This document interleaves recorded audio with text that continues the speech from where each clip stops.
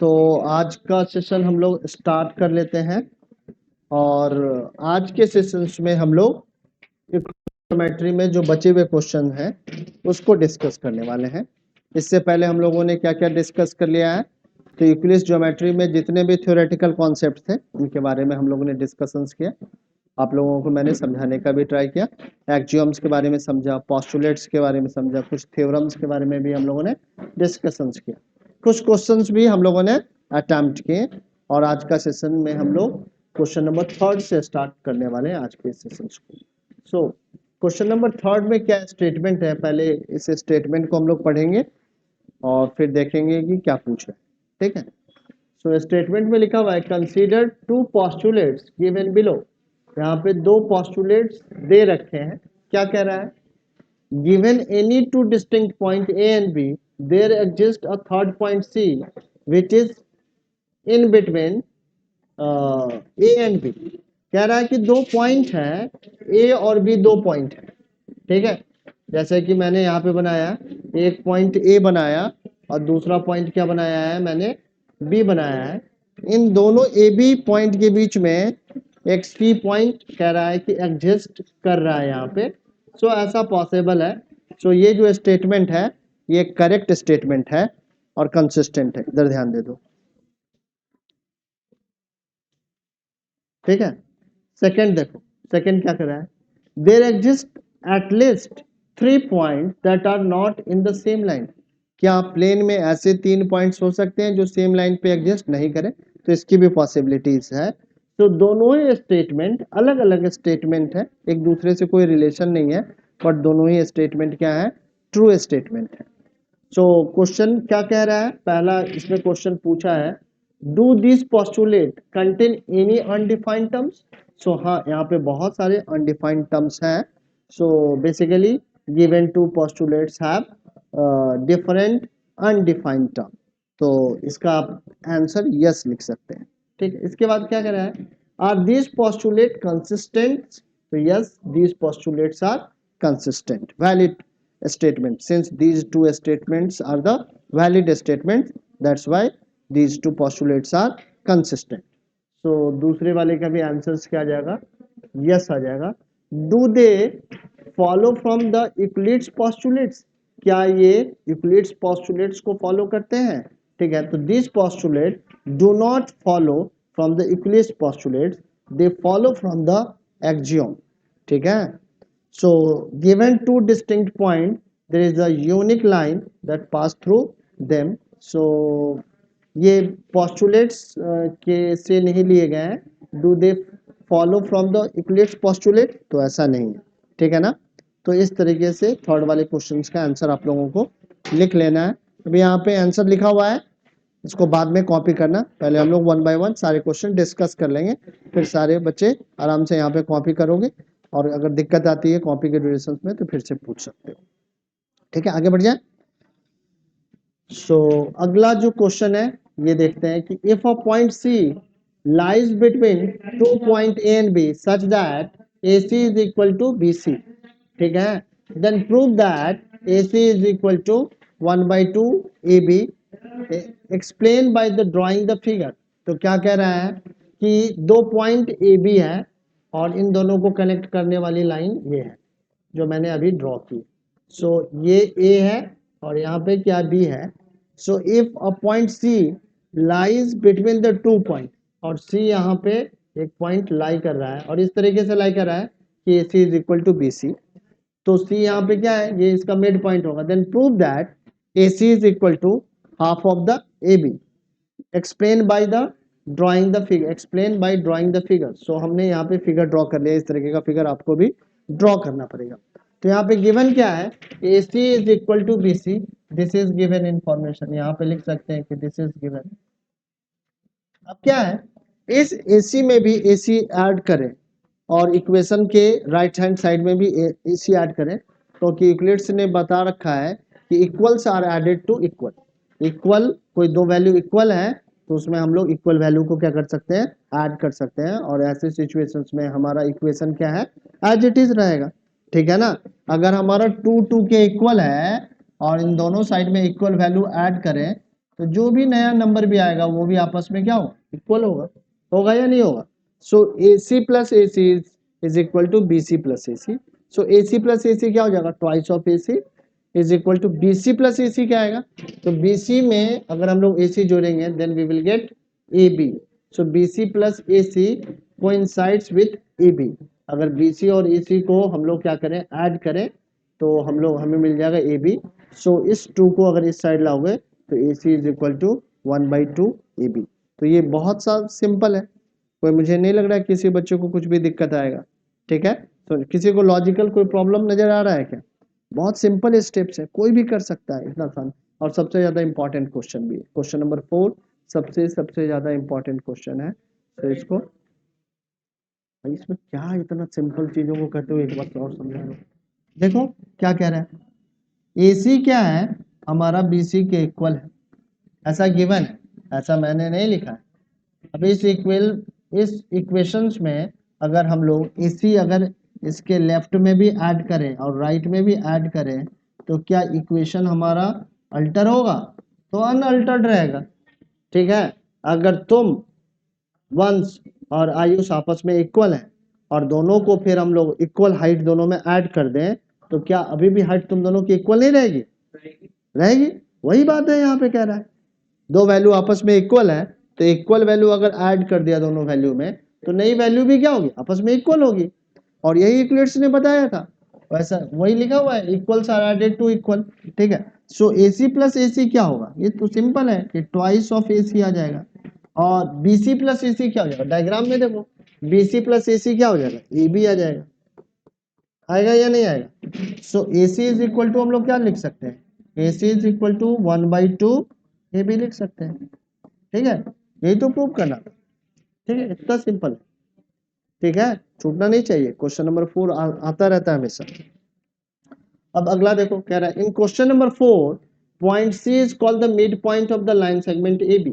अब ये जो लाइन सेगमेंट AB था हमारा, यहाँ पे A था और यहाँ पे B था, इसके इन बिटवीन C था, क्योंकि AC क्या था, हाफ ऑफ द AB, हमने प्रूव कर दिया। सो C is the mid point, prove that every line segment has one and only one midpoint। हर एक लाइन सेगमेंट का सिर्फ और सिर्फ एक ही मिड पॉइंट होता है। ये इसे हमें क्या करना है, प्रूव करना है। ठीक है, सो C is the midpoint of the side AB, so we can write AC is equal to BC। AC को हम लोग BC के इक्वल क्यों लिख सकते हैं, since C is the midpoint। ठीक है, अब हमें ये गिवन इंफॉर्मेशन हमें क्या प्रूव करना है, ये तो गिवन है, प्रूव करना है AB has one and only one mid point C। AB पे सिर्फ और सिर्फ एक ही मिड पॉइंट C एग्जिस्ट करेगा, ये हमें प्रूव करना है। ठीक है, अब एक प्रूव होता है जिसको हम लोग कहते हैं prove by contradiction. So prove by contradiction में हम लोग एक कॉन्ट्राडिक्टरी इंफॉर्मेशन लेते हैं, बट उस कॉन्ट्राडिक्टरी इंफॉर्मेशन से जो कंसिडरेशन है वो रॉन्ग हो जाता है, फिर हम लोग कहते हैं कि हमारा कंसिडरेशन रॉन्ग है, इसीलिए जो स्टेटमेंट है वो ट्रू है। सो यहाँ पे हम लोग एक कॉन्ट्राडिक्टरी स्टेटमेंट लेने वाले हैं, प्रूव बाय कॉन्ट्राडिक्शन का हेल्प लेंगे, इसी फंडामेंटल का हेल्प लेते हुए इस स्टेटमेंट को प्रूव करने वाले हैं कि line segment only one and only one mid point. So यहाँ पे हमने लिखा suppose C and C dash with the two mid point of AB। इसका AB का दो मिड पॉइंट है, एक C है, दूसरा क्या है, C डैश है। ये कॉन्ट्राडिक्शंस हमने लिया, कॉन्ट्राडिक्टरी स्टेटमेंट लिया, क्योंकि हमेशा ही किसी भी लाइन सेगमेंट का सिर्फ और सिर्फ एक ही मिड पॉइंट होगा, but I am considering C and C dash are two midpoint of the given line segment। So मैं लिख सकता हूँ AC is equal to AB by 2 and AC dash is also AB by 2 since C dash is also midpoint। ठीक है, समझ में आ रहा है, C dash भी midpoint है, so AC क्या होगा, AC dash half of the AB होगा, AB के आधे के इक्वल होगा, since C dash is also a midpoint और C is midpoint, so AC is also equal to half of the AB। सो इन दोनों इक्वेशंस में आप देख रहे हैं, इन दोनों इक्वेशन का राइट हैंड साइड क्या है, आपस में इक्वल है, सो इसका लेफ्ट हैंड साइड भी इक्वल होगा। So AC is equal to AC dash.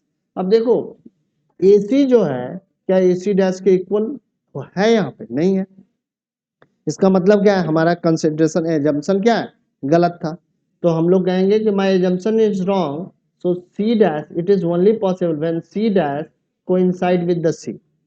जब सी डैश सी के साथ कोइंसाइड कर जाएगा तभी ऐसा पॉसिबल है, तभी ए सी क्या होगा, ए सी डैश के इक्वल होगा, क्योंकि यहाँ पे क्या लग रहा है, A C dash is greater than A C, but equations में तो ऐसा आ गया, so my assumption is wrong. So any line segment have not two mid point, ठीक है ना। सो यहाँ पे हम लोग ऐसा लिख सकते हैं, A C is equal to A C dash which is possible only when C and C dash coincide। ये दोनों ही पॉइंट क्या कर जाए, coincide कर जाए, एक ही साथ हो, तभी ऐसा possible. So points C and C dash are identical, इसीलिए C और C dash क्या है, एक ही पॉइंट है, आइडेंटिकल है। So that's why we can say that every line segment has one and only one mid point, इसीलिए हर एक लाइन सेगमेंट का सिर्फ और सिर्फ एक ही मिड पॉइंट होगा। तो ये प्रूफ समझ में आया या नहीं आया, सारे बच्चों को आ गया, ठीक से आ गया है ना, कोई कंफ्यूजन तो नहीं है, ठीक है आगे बढ़ जाते हैं। अब क्या कह रहा है, एक फिगर है 5.10, यहाँ पे दे रखा है A C is equal to B D, then prove that A B is equal to C D. ठीक है, ए सी क्या है, बी डी के इक्वल है, हमें A B is equal to C D prove करना है। सो ए सी को क्या लिखोगे, ए सी को आप लिख सकते हैं A B plus B C, और बी डी को क्या लिखोगे, B C plus B C, लिख दिया। A C is equal to A B plus A C and B D is equal to B C plus C D. अब ये तो question में ही गिवन है, A C is equal to B D, और A C किसके equal है, A B plus B C, तो ए बी प्लस बी सी लिख दिया, और यहाँ पे लिख दिया B C plus C D यहाँ से। अब ये देखो इक्वल वैल्यू है, तो equal value if subtracted from the both side the equation then the equation remain as it is, ठीक है ना। So according to Euclid's axiom, when the equals are subtracted from the equals, the remainders are also equal. So when we subtract the BC from the left hand side and right side of the above equation, then you will get AB is equal to CD. क्योंकि AB plus BC में से minus किया BC, अब BC plus CD में से भी minus किया BC, तो इस BC से ये BC माइनस हो गया, इस BC से ये BC माइनस हो गया, so AB is equal to CD। ठीक है, समझ में आ रही है बातें या नहीं आ रही, आ रही। आयुष कहाँ पे दिमाग है, इधर देखो। अब अगला क्वेश्चन क्या कह रहा है, अगले क्वेश्चन में कह रहा है कि why is axiom 5 in the list of the Euclid's axiom considered a universal truth. Axiom 5 को क्यों यूनिवर्सल ट्रुथ बताया गया है, इसको हमें बताना है। Why is axiom 5 in the list of Euclid's axiom consider a universal truth। axiom 5 क्या कह रहा है, the whole is greater than the part। अब इसको सिर्फ बताना है, क्योंकि axiom को प्रूव करने की जरूरत नहीं है, postulates को प्रूव करने के लिए जरूरत ही नहीं है, since it is a universal truth। तो मैंने कुछ considerations यहाँ पे लिए, और considerations लेते हुए मैं इसको बता रहा हूँ, सिर्फ explain कर रहा हूँ, just I am only explaining this, ठीक है ना। So the axiom is known as the universal truth because it holds true in any field of the mathematics and in order of in other disciplinarians of science as well। ठीक है, so science में और maths में कहीं पर भी अगर ये लगाया जाए the whole is greater than the part, so it will always remain true in mathematics as well as in science। so यहाँ पे कंसीडर हमने किया है कि A B is a line segment, और इस लाइन सेगमेंट पे पी क्यू क्या है, दो अलग अलग पॉइंट्स हैं। So A B is a whole part and A P P Q and Q B are the parts of this line segment. So आप कह सकते हैं A B is equal to A P P Q and Q B, लिख सकते हैं ना, A B किसके equal होगा, तो A P plus P Q plus B Q. So आप कह सकते हो A B P Q and Q B are the parts of the line segment. So आप हमें क्या लिखो, A B is greater than A P, A B is greater than P Q, A B is greater than Q B, hence A B is whole is greater than its parts A P P Q and Q B. So this is only explanation of the given axiom. ठीक है, given axiom को सिर्फ और सिर्फ हमने क्या किया है, एक्सप्लेन किया है, क्योंकि एक्सियम को प्रूव करने की जरूरत नहीं होती है, क्योंकि एक्सियम हमेशा क्या होता है, यूनिवर्सल ट्रुथ होता है। तो सिर्फ यूनिवर्सल ट्रुथ को का एक्सप्लेनेशंस यहाँ पे दिया गया है। मुझे लग रहा है कि अभी तक जितने भी टॉपिक को हम लोगों ने डिस्कस किया यहाँ पे आप लोगों को समझ में आ गया होगा। तो इस बात इसमें जितने भी क्वेश्चंस आज के सेशंस में मैंने बताए हैं, डिस्कस किया आप लोगों के साथ, इसको फटाफट लिखो, फिर उसका डिसाइड करेंगे कि हमें कौन सा चैप्टर स्टार्ट करना है। ठीक है,